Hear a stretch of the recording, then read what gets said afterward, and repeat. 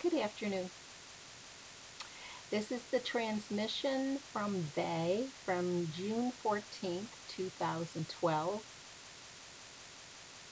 I was seeing trees this morning. First I was seeing a bright blue sky, and then I was seeing trees reaching up to the sky. They're really tall, and what I was focusing on was not the branches and the leaves, but actually the tree trunks. The ones that I was looking at seemed to be very solid, sturdy trees of the forest. Solid, sturdy trees, reliable, solid, sturdy trees with good, strong roots.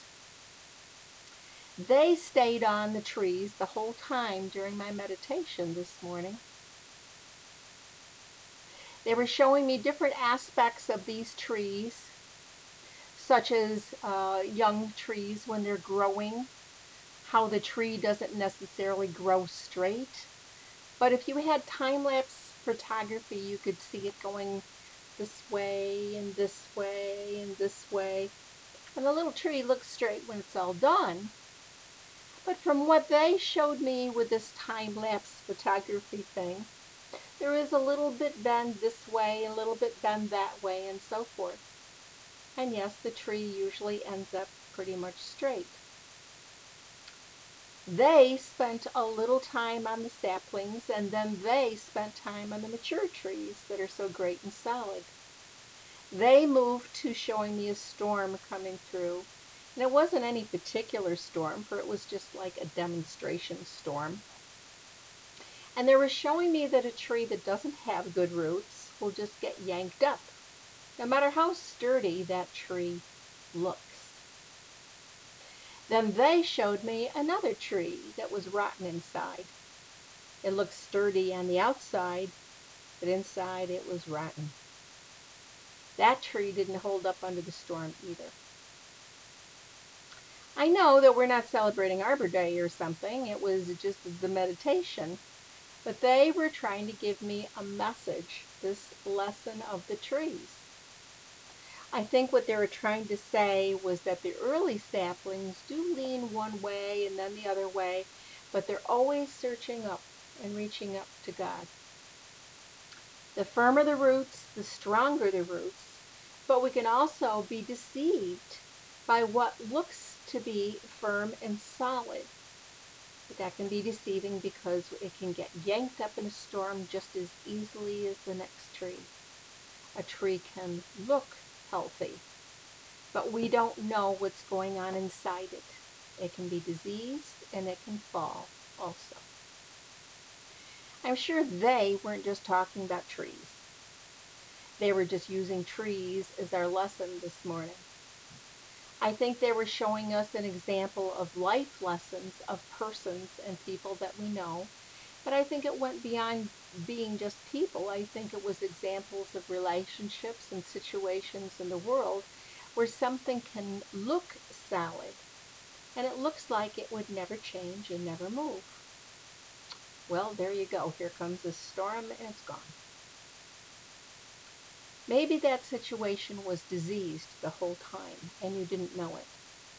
All of a sudden it's gone because it was diseased. I think we're talking about illusions again and how you don't know as a person looking on at another person or looking on at a situation or looking on at a country or whatever it is that you're looking on. That thing looks to be strong and healthy. It doesn't necessarily mean that it is.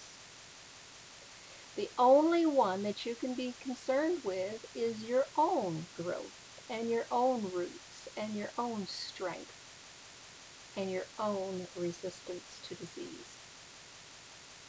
I don't think that they meant disease literally either as a tree disease, but I think they were talking of the disease of the ego, the disease of thinking of, I'm stronger than you, I'm a better tree than you, I'm a bigger tree than you. That's also the disease that could lead to the tree falling. They were spending quite a bit of time on the trees, and then most recently in the last few days, they have been talking about movement. I don't know who's moving now, but they were talking about all these people moving in and moving out, and we were being told not to get too attached. It doesn't mean that you can't have fondness and affection for a person, place, or thing, but just don't get too attached to the way things you think are. Because the way you think things are, what they were showing me is this movement that they are very busy and very involved with. They are moving people around to where they think they should be. They are showing me this big thing of light now, which is kind of like a confirmation of what we're just talking about. Don't get too enamored of where you are, because Spirit may decide that you need to be someplace else. Or don't get so very fond of this particular thing or that thing, because it may not be there tomorrow. It might be moved. The whole message of the last few days I've been hearing has been all about movement and all about attachment. Again, they are not saying that you can't feel affection for a thing or a person or a place or an object or whatever it happens to be. But what they are saying is, if you're okay with that, then you also have to accept that things right now are in motion and they will ever be so. This is an important thing. People are going to be moving even faster than they have in the last few years. We're going to see a lot more movement. And I'm asking, does that mean this group too? That I was talking about, our own little study group. They said yes, there will be more movement in this group to come, but it's all good and we should not get all wound up about it. People are being placed. They keep showing me this chessboard, and people are being placed in exactly the position that they need to be. Now they are tying this in with the trees. People are being placed in the forest that they need to be for their strongest roots, for their greatest growth. It does tie in, apparently. This movement thing does tie in with this tree lesson this morning. Don't get too attached in how something appears, because it may not be as solid as you think it is. It's all part of the illusion. I'm Aynne McAvoy, psychic astrologer in Palm Coast, Florida. My website is www.goldentrines.com.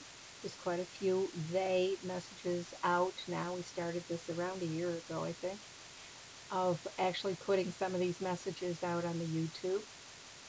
And the lady who transcribes these as I'm being given the information makes 6 months booklets out of them. So if you want to read the text for any 6-month period, just contact me and I will contact her and she will send you that booklet that she creates. And my email is cat9201@aol.com. Have a great day.